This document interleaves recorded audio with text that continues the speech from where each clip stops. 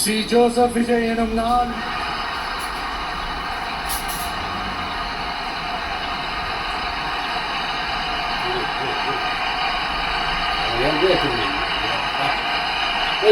சட்டப்படி அமைக்கப்பெற்ற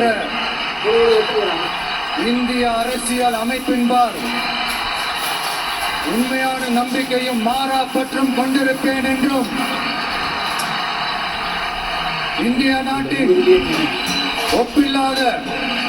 முழு முதல் ஆட்சியையும் ஒருமையையும் நிலை நிறுத்துவேன் என்றும் தமிழ்நாட்டு அரசின் முதலமைச்சராக உண்மையாகவும் உளச்சான்றின்படியும் என் கடமைகளை நிறைவேற்றுவேன் என்றும் அரசியல் அமைப்பிற்கும் சட்டத்திற்கும் இணங்க அச்சமும் ஒருதலை சார்பும் இன்றி விருப்பு வெறுப்பை விலக்கி பலதரப்பட்ட மக்கள் அனைவருக்கும்